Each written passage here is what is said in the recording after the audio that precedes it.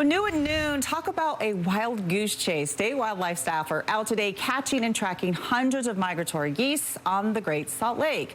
News specialist Brian Carlson went out on the water with them this morning. He joins us now live. Okay, now we know we sent you on some goose chases before, but this time it sounds like you were able to get your feet wet.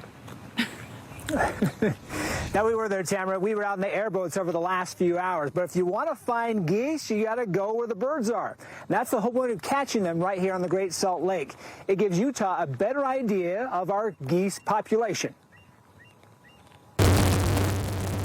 Zipping through the Great Salt Lake, state wildlife staff are out looking for geese. So far this week, we've banded 1,350. Rich Hansen is the state geese banding coordinator with the Utah Division of Wildlife Resources.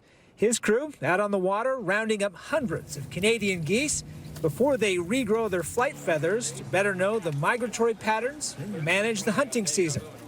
We can look at the numbers and see how many birds are harvested every year and make sure that we don't see a sharp increase that affects the overall population. Each one has to be caught, caged, and tagged to track the population.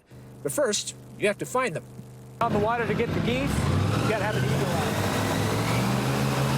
They like to dive and try and swim and get away.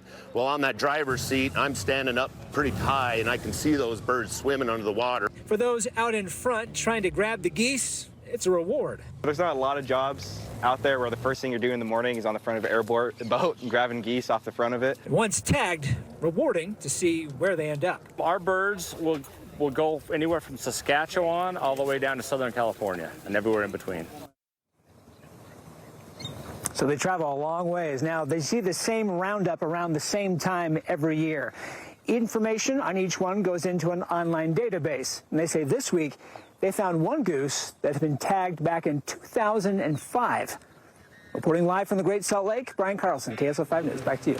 Wow, Brian, seeing the fruits of their labor. What a fascinating job. Glad you're able to tag along for the ride, see what they do. Thanks so much.